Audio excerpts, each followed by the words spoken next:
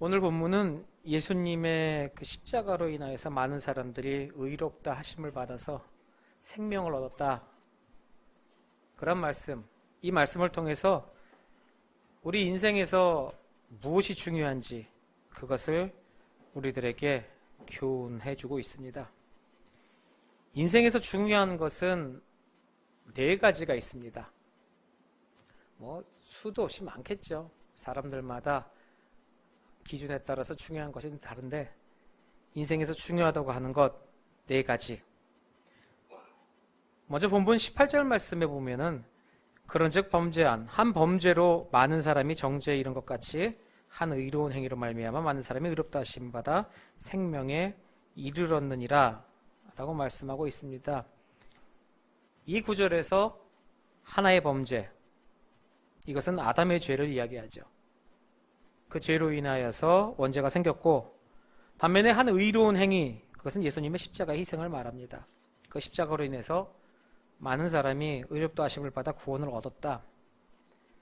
이 말씀은 한 사람의 중요성, 또 한 사람이 취하는 행동에 대한 그런 중요성, 그것을 잘 보여줍니다. 그러니까 2000년 IMF가 1990년대죠. 90년 말에 IMF가 일어났었는데 우리나라에 그 IMF 전에 1990년도 때에 일본 사람 하나가 이렇게 우리나라를 보고 비아냥거렸답니다. 한국이라는 나라는 리더가 되면은 양반 기질이라는 것이 인해서 그런 것이 생겨서 땀 흘리지 않고 거드름만 피워서 희망이 없다. 그 이야기를 했다는 거예요, 예전에. 그 일본 사람의 그 비아냥 때문에 한때 그 비아냥인 모습대로 IMF라는 것이 찾아왔죠. 국가적인 큰 위기에 처하기도 했습니다. 어찌 보면은 사람의 모습이 옆에서 보고 있는 사람이 더더욱 정확하게 볼 수 있습니다. 나는 내 자신에 대해서 모르죠.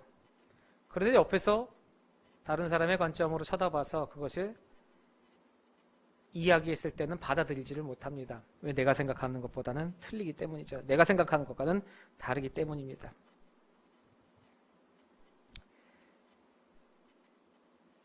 많은 나라들이 흥하기도 하고 쇠하기도 합니다. 그리고 지금 우리들이 살고 있는 이 전 세계의 이 지구 위에 있는 많은 나라들도 흥하는 나라가 있고 또 계속해서 어려움을 겪는 나라들이 있습니다. 근데 수많은 어려움을 겪는 나라들의 예를 자세히 들어보면요, 꼭 리더한 사람이 잘못돼서 그런 경우가 많이 있습니다.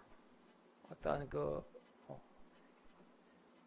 수상, 대통령의 부조리, 욕심 때문에 나라 경제가 무너지기도 하고, 또 어떤 독재, 자신의 생각만이 맞다고 생각해서 계속해서 독재를 하는 그 나라에서 그 독재로 인하여서 나라가 몰락의 길로 접어들기도 하죠. 그러니 리더라는 사람, 대표하는 사람, 그 사람을 잘못 세우면 공동체가 쉽게 망가집니다. 반면에 이 리더 한 사람이, 대표자 한 사람이, 앞에서 이끄는 사람 하나가 자신의 마음과 자신의 길을 돌아보고 자신의 잘못한 부분을 바로 고치려고 노력하고, 또 하나님 앞에서 회개하고 또 변화되고 신앙인으로서의 바로 서고 여러 가지 모습 속에 올바른 길로 가려고 노력하고 자기 자신을 채찍질하고 그 안에 바로 서는 모습을 보여준다면은 그 리더만 바로 서는 것이 아니라 그 리더가 이끌고 있는 공동체 역시도 선한 변화를 보인다는 것이죠.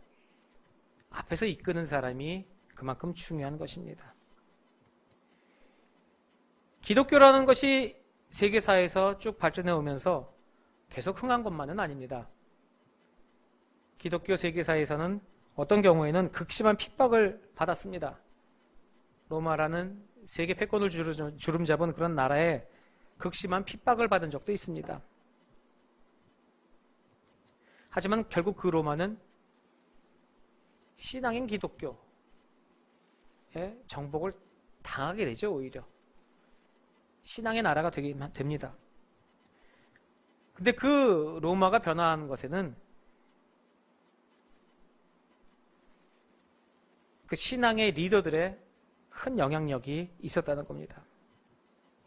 리더가 올바르게 바로 서면은 뒤에 있는 따르는 무리들의 능력은 기하급수적으로 커지는 것입니다. 로마 황제 처음엔 기독교라는 것을 극심하게 핍박했습니다. 하지만 점차 황제 가정에서도 신앙의 가정이 많아지고 성도들이 많아지고 마침내 어떻게 됐습니까? 콘스탄티네 황제가 예수님을 영접하는 그런 일까지도 벌어지게 됩니다. 그때부터 로마에서 복음 전파가 자유로워졌습니다. 결국에는 기독교가 국가 통치 이념으로까지 발전하게 되는 그런 일이 이루어지죠. 물론 하나님의 역사입니다. 하지만 하나님께서 들어 사용하시는 그 믿음의 리더 한 사람, 그 한 사람의 역할이 그만큼 크다는 겁니다. 사회 영향력에서도 리더의 전도, 또 여러 가지 생활 속에서도 우두머리, 이끄는 사람들, 그 사람들의 영향력이 크죠. 그러니 그런 사람들을 주님의 사람으로 복음을 알려주고 또한 그 사람들을 변화시키려고 노력하는 것도 중요하지만은 우리 믿음의 사람들이 그 자리에 서야 된다는 것입니다. 우리가 그 앞에 나가서 잘난 척하는 것이 아니라 우리들의 능력과 우리들의 선한 영향력으로 인하여서 그걸로 인하여서 변화해야 돼야 되죠. 우리 다음 세대 보고 항상 그렇게 얘기하지 않습니까? 차세대의 리더가 되어라. 그게 나가서 대통령하고 나가서 장관하고 잘 먹고 잘 사는 이야기가 아닙니다. 너의 신앙과 너의 믿음으로 말미암아 사람들 앞에 리더로 서라는 것이지요. 그것이 진식적인 부분, 경제적인 부분에서 높은 자리에 차지하여서 많은 사람들에게 영향력을 주는 그런 자리도 있을 수가 있겠죠. 하지만 머리 좋고 똑똑하지 않아도 얼마든지 리더가 될 수 있습니다.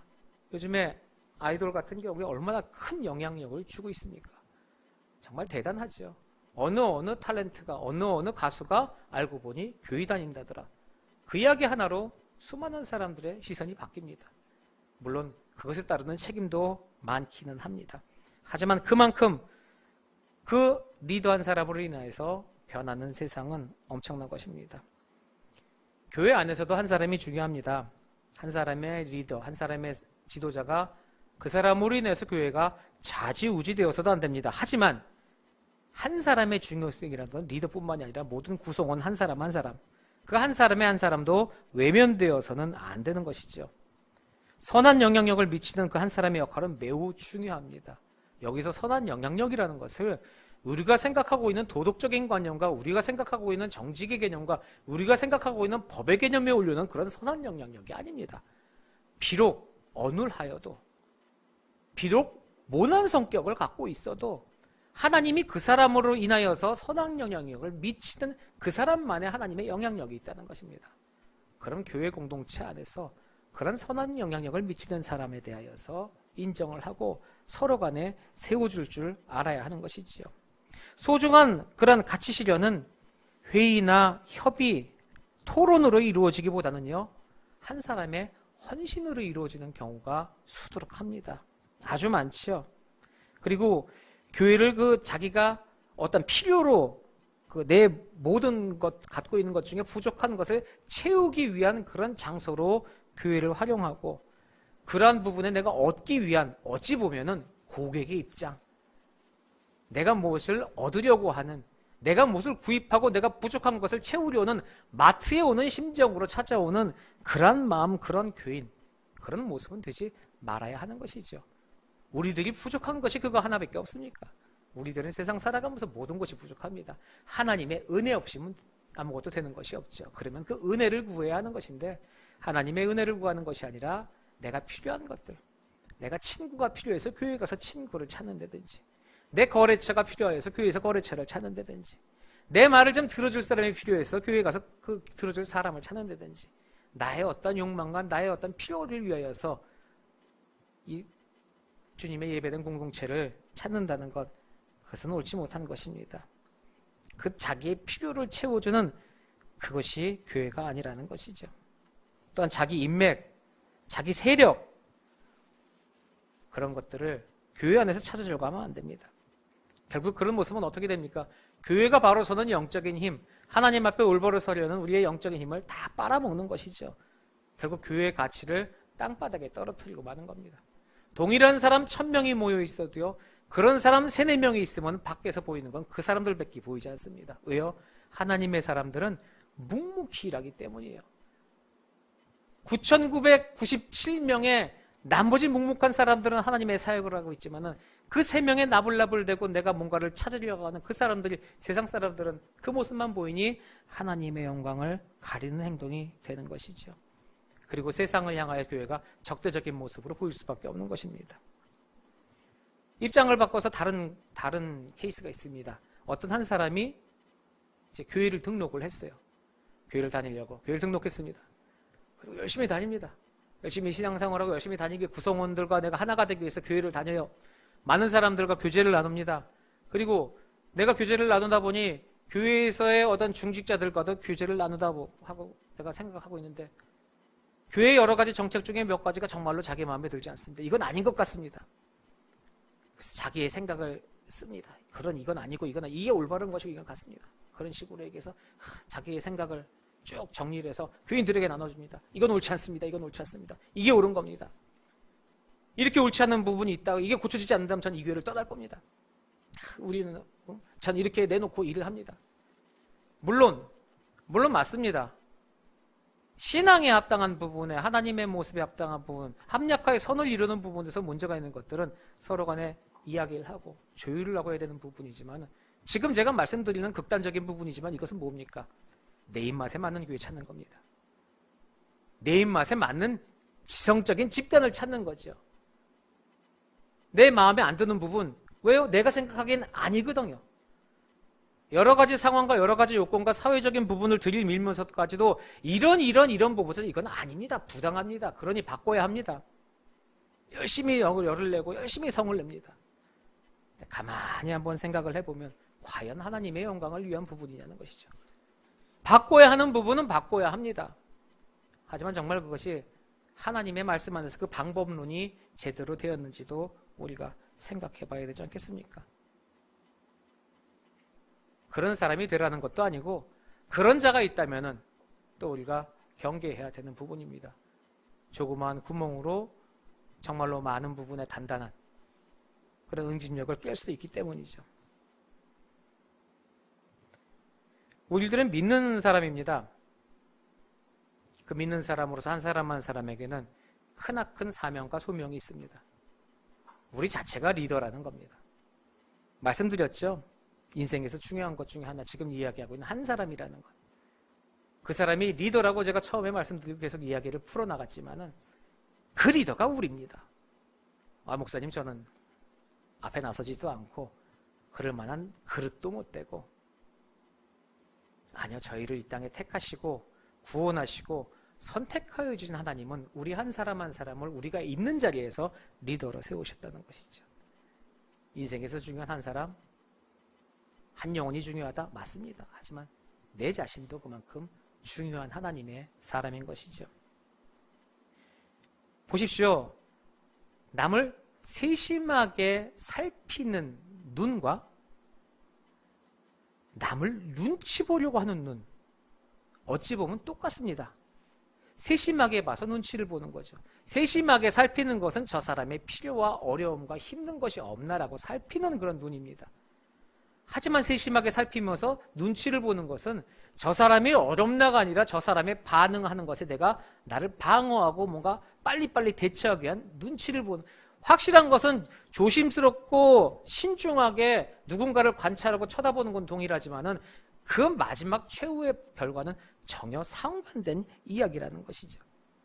자, 그러면 하나님을 믿고 주의 일을 감당한다는 교회 안에서는 어떤 시선이 필요합니까? 내가 저 교인을, 내가 저 어려운 이웃들을 관찰하는 이유가 무엇입니까? 저들의 필요와 저들의 아픔을 볼러보기 위한 것입니까? 아니면 저 사람들이 나를 어떻게 쳐다볼까를 생각하는 그런 시선입니까? 한 사람이 중요하다는 원리는 사랑의 원리입니다. 이 사랑도 공의를 바탕에서 이루어져야 하는 것이지요. 한 사람이 중요하다는 것, 물론 모든 가치의 기준이 될 수는 없습니다. 한 사람 생각하는 것도 중요하지만 공동체 전체를 생각하는 것도 중요합니다. 하지만 공동체는 한 사람으로부터 시작됩니다. 그 한 사람은 나입니다. 그러니 항상 내 안에 나를 돌아볼 수 있는 그런 눈이 필요하겠죠. 인생에서 중요한 것, 또 있습니다. 본문 19절 말씀에 한 사람이 순종하지 아니함으로 많은 사람이 죄인 될 것 같이. 순종입니다. 순종. 살아가는 동안 순종이 필요합니다. 순종을 오해합니다. 자기 자신의 의견을 말하지 않고 누구든 다른 사람이 얘기하는 것에 동의하고 그대로 행하고 몰맹소리 내지 않고 큰 목소리 안 내면 저 사람은 순종할 줄 알아. 과연 그것이 순종입니까? 진정한 순종은 하나님의 목소리를 듣고 그 앞에 무릎을 꿇는 겁니다. 많은 이가 하나님의 뜻에 합당하지 않는 행동을 한다면 이것은 옳지 않습니다라고 목소리를 낼 줄 아는 것이 순종이라는 것이죠. 아담의 죄는 선악과를 따먹었다는 사실 자체가 아닙니다. 선악과를 따먹지 말라는 하나님의 말씀에 불순종한 것입니다. 법을 어긴 사람들, 폐역한 범죄자들이라고 얘기하는 우리들, 인간이 정해놓은 법을 어겼습니다. 물론 그 사람들도 폐역한 사람들입니다. 죄인입니다. 하지만 우리가 말하는 죄인은 그런 행위적인 죄인이 아닌 하나님 말씀에 불순종한 자들이 진정한 죄인이라는 것이죠. 신앙생활에서 가장 중요한 것 중에 하나가 바로 그 순종입니다. 고통이 예상됩니다. 분명히 어렵습니다. 하지만 하나님의 뜻에 순종하고 환경, 그런 주위의 변화, 분위기에 따라 흔들리지 않고 자기 자리를 꾸준하게 지키면 이것이 바로 주님의 복된 모습이 아니겠습니까? 아주 단순한 이치입니다. 열감기가 나고 기침 콜록콜록하고 약을 먹으면 낫습니다. 조제 주는 약을 놨는데 약 먹는 것보다 조금 더 빨리 나는 경우도 있죠. 그게 뭡니까? 주사입니다. 주사. 그래서 너무 심하게 앓으면은 선생님 주사 한 방 놔주세요 얘기를 하죠. 그러면 자녀들은 얼굴이 사색이 됩니다. 약 먹고 날 수 있으면 기침 몇 번 하고 내가 하는 게 낫지. 어떻게 그 바늘을 내 몸에 집어넣으니까 전 못합니다. 공포스럽죠. 아픕니다. 거기다가 간호사 선생님들은 다 거짓말장입니다. 따끔 푹 찌릅니다. 찌르기만 하나요? 두들겨 댑니다. 그런 고통이 있습니다. 아픔이 있지만은 그 주사 맞고 나면은 빨리 회복이 됩니다. 약의 효능이나 이런 것을 얘기하고자 하는 것은 아닙니다. 똑같습니다. 우리들에게 큰 고통이 예상되어도 그 이후의 결과를 생각해야 한다는 것이죠. 그것이 옳은 것이라면, 그것이 생명을 위한 길이라면 어느 누가 수술대에 앉아서 내 배를 가르는 것을 좋아하겠습니까? 어느 누가 전신마 치료해 가면서 대장에다가 내시경 그 파이프를 넣는 것을 누가 좋아하겠습니까? 그러나 그렇게 검사하지 않으면 용종을 제거할 수가 없습니다. 살기 위해서 하는 것입니다. 살기 위해서 고통을 감내하고 그것을 신앙의 생활도 마찬가지입니다. 동일합니다. 우리는 살아야 합니다. 영이 살아야 하는 것입니다. 영원히 죽지 않는 그 영혼을 위하여서 지금의 고통과 고난이 아닙니다. 인내와 정조를 지키는 순결입니다. 오전에 말씀드렸지 않습니까? 세상에서의 즐거움, 풍요. 지금 내가 여기서 즐기고 있는 이 시간 금방 갑니다. 정말 후딱 갑니다. 아무리 즐거운 시간도 끝나는 시간이 있다는 겁니다. 노래방에 가서 1시간 계산을 하고 노래를 부르기 시작합니다. 요즘 젊은이들 노래방 너무 좋아합니다. PC방에 가서도 마찬가지입니다. 1시간 계산을 하고 나서 PC 앞에 앉았을 때는 앞으로 남은 1시간의 시간이 즐겁기만 합니다. 시작을 하는데 어느 순간 마지막 남은 시간은 영초를 향해 달려가고 있는 시간을 꼭 보게 됩니다. 즐겁고 재밌고 정신없으면 그 시간이 더 빨리 지나갑니다. 군대 가면은 국방부 시계는 그래도 간다고 하지만 시간 진짜 갑니다. 앉아있다가 시계 보면 5분 같습니다. 3-4시간 한 것 같은데 시계 보면 10분 같습니다. 그러나 그 시간도 갑니다. 어느덧 제대의 날이 다가옵니다. 똑같습니다. 이 땅에서의 모든 것은 괴로우나 즐거우나 시간에 정해져 있다는 것이죠. 그것을 위하여서 무엇을 노력하겠습니까? 저 하늘나라에 영원한 생명을 위하여서 그 말씀 앞에 순종해야 한다는 것이죠. 무엇이든지요 제자리를 떠나면요 더러워지고 보기 흉해집니다. 자신이 걸려있는데 그곳이 가장 아름다운 것이고 그곳에 있을 때 가장 빛나고 깨끗한 것이지요. 하나님이 움직이게 하실 때까지 순종의 마음으로 그 자리를 지키십시오. 내가 지금 이곳에 걸려있는 것이 쇼윈도에 있는 옷이 그 얘기를 하더랍니다. 어느 날 쇼윈도에 여성 정장이 2벌이 걸려 있었다고 하죠. 맨날 지나가는 사람들이 너무 이쁘다고 쳐다보면서 이러니까 지들이 잘난 줄 알아요. 그러니까 서로 그런 얘기합니다. 야, 정말 사람들이 좋아하지 않냐? 역시 우리들은 멋지게 나온 것 같아. 그때 옆에 놈이 입이 이만큼 나와서 야, 그럼 뭐하냐? 맨날 마네킹에만 걸려있고 이게 우리가 옷이냐? 옷은 자고로 사람들 입고 내가 그 멋을 뽐내야 하는 거야. 야, 그래도 우리는 이 샘플로서 많은 옷을 판매하기 위해서 앞에 나오는 이게 우리에게 맡겨진 거 아니냐? 아, 그런 소리 하지 마. 어느 날 그 옷이 팔렸습니다. 옆에서 몰맨 소리를 하던 그 원피스는 너무나도 행복했어요. 이제야 내 진가를 드리려는구나. 드디어 나는 이제 멋진 그 옷으로서 아름다움을 보여주면서 다니면서 사람들의 모든 시선을 내가 강탈하겠지. 근데 사간 사람이 얼굴에 이렇게 화상을 입고 별로 이렇게 좋은 사람이 아니에요. 몸매도 그리 좋은 사람이 아닙니다. 하지만 껴입습니다. 옷이 이뻤으니까. 이 옷의 생각에는 내가 나가서 사람들이 입기만 하면 수많은 찬사를 받을 것 같지만은 나를 입은 그 사람의 모습이 그렇다 보니까 사람들에게 이 색깔이 뭐냐? 오히려 더 추하게 생각도 합니다. 그 옷의 자리는 쇼윈도였습니다. 우리들의 자리는 어디입니까? 지금 여러분이 계신 그 자리에서 하나님이 맡겨주신 일을 순종으로 감당하십시오.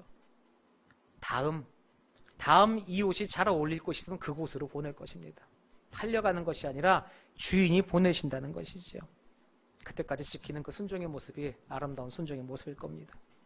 세 번째, 왜 율법이 주어졌습니까? 본문 20절 말씀해 보면은 율법이 들어온 곳은 범죄를 더하려 함이라. 그러나 죄가 더한 곳에 은혜가 더욱 넘쳤나니 라고 말씀하죠.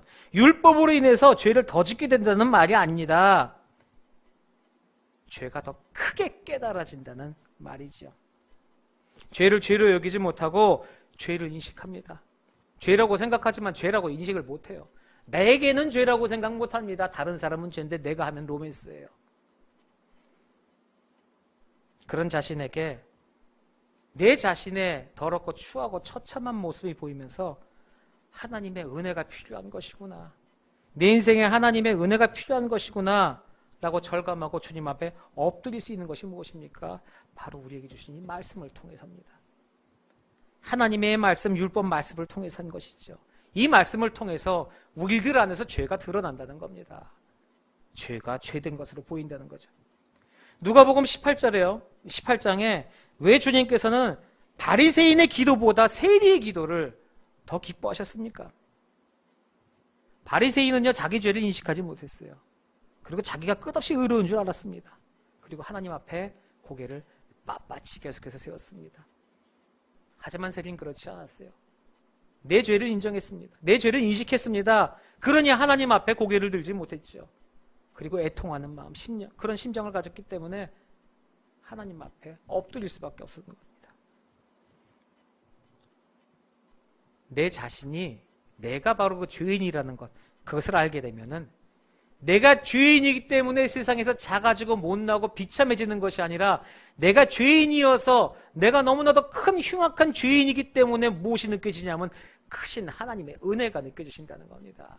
그런 죄인을 구원하시고 살려주신 것, 그건 너무나도 먼 이야기 같지만 그런 죽을 수밖에 없는 죄인이 지금도 숨쉬고 살아서 하나님께 찬양하고 예배할 수 있도록 허락하셨다는 그 하나님의 은혜를 느낄 수 있다는 것이지요.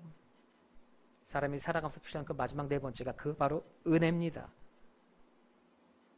본문 21절에 이는 죄가 사망 안에서 왕노릇한 것 같이 은혜도 또한 의로 말미암아 왕노릇하며 우리 주 예수 그리스도로 말미암아 영생에 이르게 하려 함이라 라고 말씀하십니다.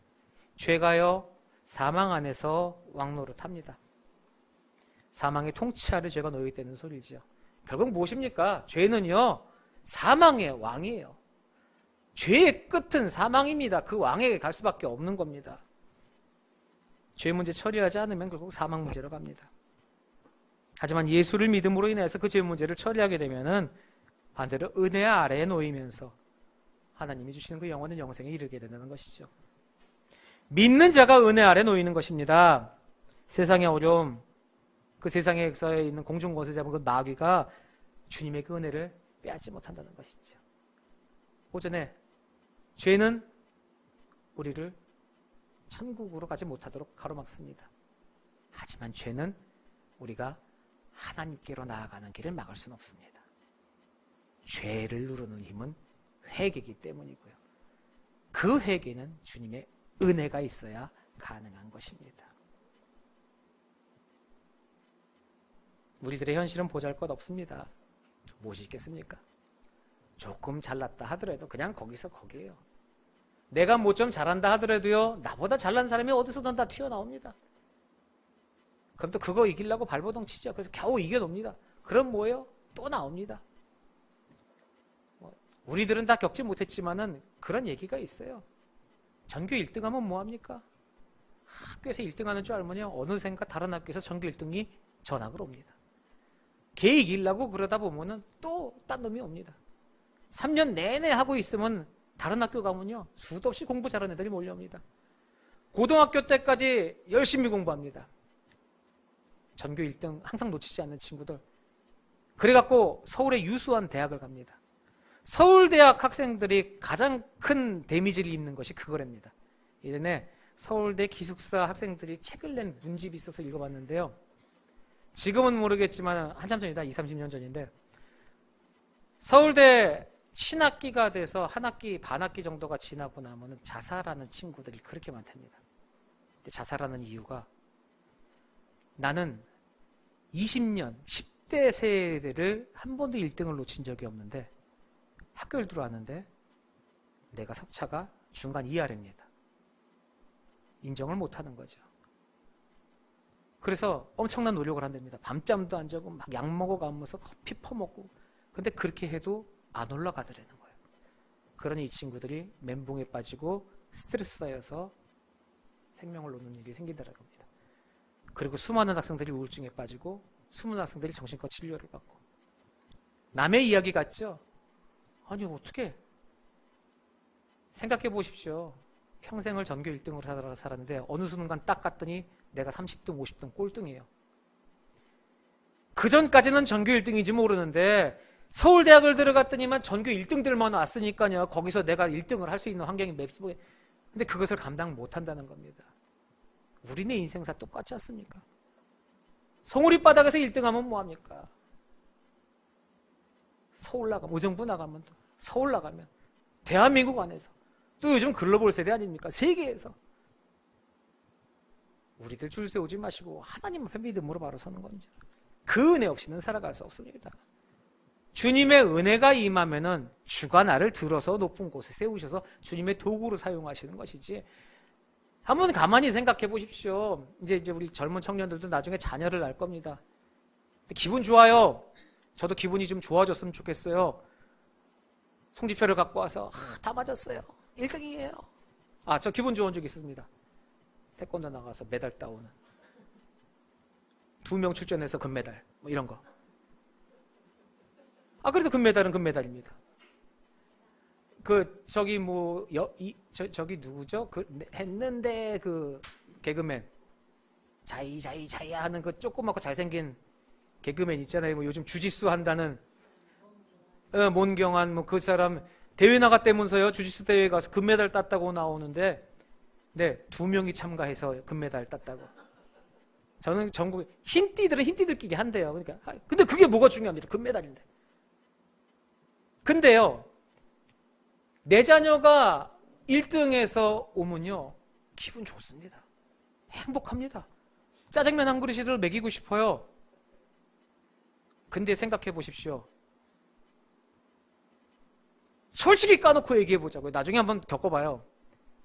내 자녀가 1등에서 앞으로 똑똑하고 잘 살고 뭐해서 얘가 좋아질 것 때문에 행복하느냐? 아니요. 내가 내세울 게 있거든요. 내 만족입니다. 그래서 기분이 좋은 거예요.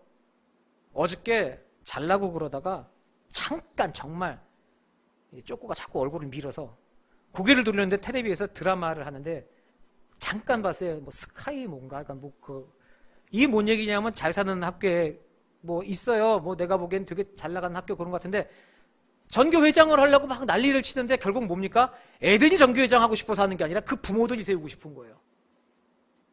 그 장면 잠깐 봤는데 너무 신랄하더라고요. 그렇지. 그거 그대로 갖고 와볼까요? 우리들 돈 많이 버는 거, 우리들 열심히 해서 명예받는 것들 하나님의 영광을 위한 것입니까? 내가 이 땅 살아가는 동안에 갖고 싶은 거 갖고 누리고 싶은 거 누리고 잠깐 사람들한테 인정받고 싶은 부분 인정받고 그것 위하여섭니까? 너무 현실적이더라고요. 부모들이 자기 욕심만 채우기 위해서 수단과 방법을 안 가지고 똑같습니다. 우리들이 인생 살아가는 동안 하나님의 뜻이 아니라 근데 허울은 좋아요. 자녀를 위해서, 우리 딸을 위해서, 우리 아들을 위해서 하나님의 영광을 위해서 얘기하면서 정말 그것이 하나님의 영광이냐는 것이죠. 열심히 공부해야지. 애들도 불안해해요. 시험 때가 되면요, 고3들 와서 예배 드리고 집사에 가서 공부하라고 뭐 합니다. 내 공부해야죠. 열심히 해야죠. 그 시간도 아깝죠. 그럼 그 아까운 시간, 다른 아까운 시간에서 말씀을 보고 하나님의 생각을 한, 그건 아깝지 않나요? 시험 기간은 정해졌으니까 언젠지 알죠. 하지만 주님 오실 날은 언젠지 모르잖아요. 은혜입니다. 은혜. 우리 안에 은혜가 가득하여야 우리 인생이 하나님의 방법대로 산다는 겁니다.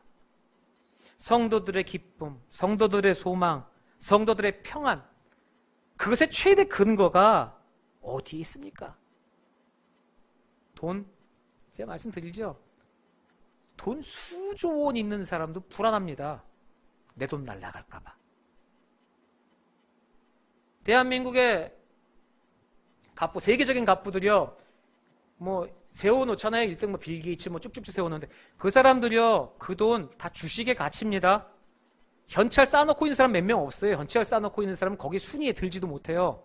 이 사람들의 판 그게 아니에요. 근데 어느 날 갑자기 회사에 안 좋은 일 생겨서 회사가 빨라당 날아가면요, 이 사람들 재산 쫙 없어집니다. 하루아침에 어떤 문제 생겨갖고 주식 상장 딱 폐지되면요, 그 돈 다 휴지 쪼가리에 없는 겁니다. 그러니 안 불안하겠습니까? 명예, 안 그래요? 어느 날 갑자기 이상한 거 튀어나오면 한 번에 욕먹으면 그냥 다 끝나는 겁니다. 세상 것은요, 채울 수 있는 게 없어요. 그러니 소망, 기쁨, 평안의 근거는 어디 있어야겠습니까? 당연하죠. 어떤 경우에도 하나님의 사랑받는 존재, 하나님의 은혜, 그것만이 성도의 평강과 기쁨과 소망과 최대의 근거가 되는 것입니다. 우리는 사랑받기 위해 태어났습니다. 너무 좋은 찬양이죠. 당신은 사랑받기 위해 태어난 사람. 집에서요, 혼자서 중얼대 보세요. 나는 사랑받기 위해 태어난 사람하고. 저는 가끔 가다가 우습기지만은 참 하하라는 사람이 어떨 때는 장난스럽기도 하지만 참 저 인간 그래도 어릴 때부터 어머니 영향을 조금은 받았구나. 어떻게 살든 간에. 그 친구 잘하는 거 있어요. 너는 사랑스러운 존재야. 나는 나를 사랑해. 막 혼자서 껴안고 별짓을 다 해요. 근데 정말 사랑스러운 존재라니까요, 나는. 내가 나를 사랑하는 거, 하나님이 나를 사랑하신다고요. 그것이 우리들의 인생에 가장 중요한 겁니다. 그 사실은 그리고 영원히 변함이 없는 거죠. 하나님이 사랑받는 존재라고 우리들이 인정한 게 뭡니까? 평안하게 사는 거요? 돈 많이 해서 버는 것이요? 행복하게 사는 그 행복이 물질적인 거, 경제적인 거? 아니요. 그 사랑 하나입니다. 다 표현 못해도, 다 받지 못해도 그 사랑 얼마나 입술로는 찬양하면서 그대로 우리가 동의하십니까? 확신하십시오. 그 사랑이 나에게 선한 의지를 깨워주고 나를 옳은 길로 인도하신다는 것이요. 그리고 그 사랑이 멋진 나를 꿈꾸게 합니다. 하나님의 사랑으로, 하나님의 뜻으로 인하여서 창대케 될, 우리가 생각하고 있는 성공이 아니에요. 하나님의 창대는요, 우리가 상상 이상입니다. 그 창대함을 이루실 그 주님의 이름을 찬양하며 살아가시는 은혜의 성도님들 되시기를 주님의 이름으로 축원합니다.